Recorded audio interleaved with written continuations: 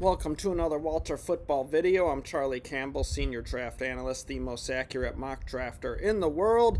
Please like, subscribe, stay tuned to the channel, all that good stuff to help us out. Also, you can visit the merch store.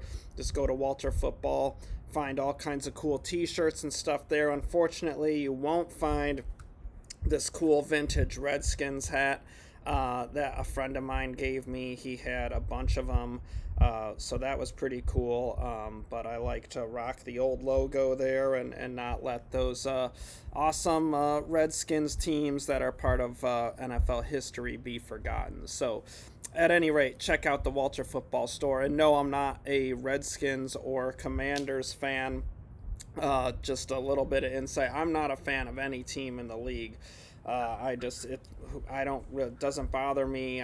Either way, if teams win or lose, I'm not invested in any team. I don't care who wins or loses the games. That's all the same amount of work for me. Once you get involved in working in the NFL, it makes it harder to do the job if you're a homer for a team. It's just you're not as an objective thinker. So once I got started in NFL media, all that kind of got pushed to the side. It just kind of happens naturally anyway. That being said, I do hope that my sources do well, sources that are coaching or scouting or running a front office. I hope the best for them, and they get fired. That's big blow to the families and having to move or losing income and benefits and things like that. So when their teams win, I'm happy for them, and that pleases me from that personal connection, but otherwise same amount of work for me, so I'm not pulling for any team. So that's just a little bit of insight there. Now we are the NFL is really officially starting to kick off the 2026 draft process. I thought it might be interesting for you fellow diehards and draftniks out there to kind of get a little insight into how the whole process works. So over here in Florida at the end of May, beginning of June, they have the Blesto, which is one of the scouting services, has their convention get together where they start the 2026 draft process, going over preseason projections on guys, and just kind of getting familiar with who the players could be in that draft class. So there's two scouting services in the NFL. There's Blesto, that was started long time ago, probably like 40 years ago, by the Bears, Lions, and Saints, I believe. And then the TO in the name stands for like talent organization. And basically they pooled their resources together to have advanced scouts kind of put together watch lists, and then makes it easier for the area scout when they go to a team at training camp. They have the players to watch that they know they're going to be writing reports on. And of course it changes. So for example, for the 2019 draft, and most years I've been fortunate enough where a source will give me the watch list, but the 2019 draft, on the preseason watch list, Kyler Murray was not on it. Everyone assumed he was going to go pro in baseball after being a first-round pick by the Oakland A's.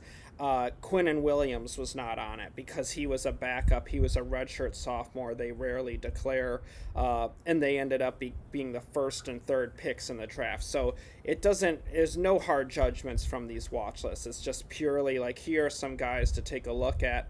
And then, the season happens and guys emerge. You have guys go from a late round undrafted guy, like say, Joe Burrow, into number one overall. You have guys that enter the season looking like they could be high first rounders, plummet into day three. So a lot changes, we all know.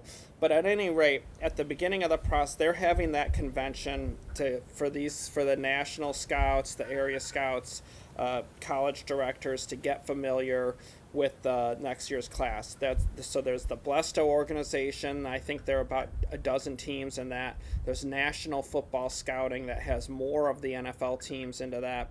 And so the teams will have, different teams have an advanced scout. So teams have their area scouts that have their regions of the country. So you got a southeast guy, a northeast guy, a southwest guy, west coast, kind of middle section, all split up. And some teams have bigger scouting staffs than others.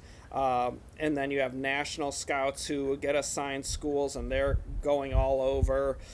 Some teams will do a national scout that takes the eastern side from the Mississippi River, and the other national scout has everything west of the Mississippi River.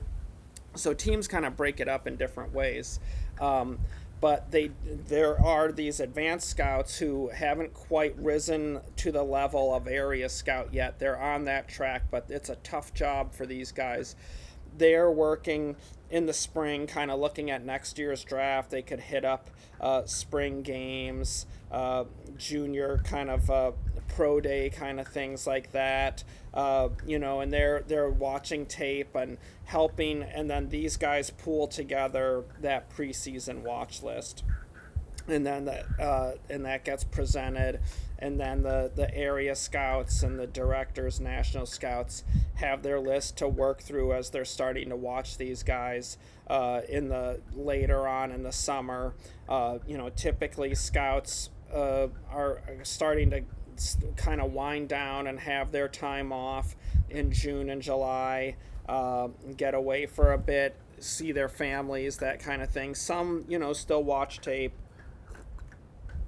Others not as much, and then once training camp hits, they're back there with the team, watching practice, having meetings for a few weeks, week or two, 10 days, varies, and then they're going off to the college football training camps to start watching the players in practice there. And so then you have the area scouts going all through, hitting up their schools through the fall. If it's an important school, like say if a scout has like Georgia, he's probably going to go through Georgia at least twice, if not maybe 3 times during the fall, once at the beginning and like training camp, and then later during the season.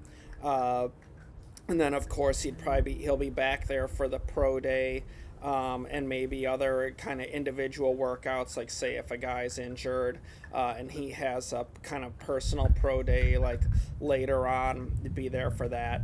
So we're at the start of the 2026 process, and while I said that some scouts are kind of watching the last season's tape, it's not a lot of hard judgments going on right now. Like I remember one source who really has been phenomenal at kind of developing me and my ability to analyze players and teams and whatnot.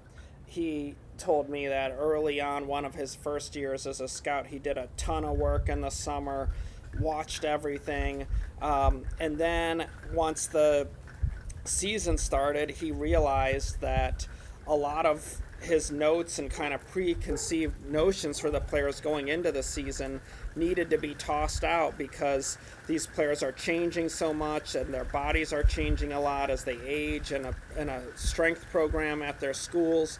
So it's still a very fluid process, and you don't kind of want to make any hard judgments when you're watching tape from, say, this year, from 2024 season, when they're first getting started, and then, if it's like, say, like a sophomore and it's his first year as a starter, or 2023, you don't want to make too many hard judgments on that tape at all, because there's so much that's changing. And of course, with the NIL influence, that's having kind of people in the scouting community looking into things more and putting more time in this time of year, because you have agents and whatnot who are advising players whether to hit the transfer portal or enter the draft. So some of those consultants are starting to work more onto the tape to kind of get ahead on that as well. So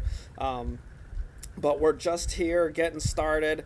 on the 2026 process, so I'm definitely going to be hammering those players over the summer, getting familiar with them, not making hard judgments, but kind of putting together a watch list that we'll have there on Walter Football in terms of the prospect rankings, the position rankings, and those, of course, change over time, and working on that kind of initial big board and tweaking the mock projections and whatnot, and reaching out to team people and kind of hearing it, who are some guys that coming back that maybe really jumped out at you at the school visit, or or you wrote a report on but they ended up going back, like, say, for example, Carson Beck, who's now at Miami, was the quarterback at Georgia last year.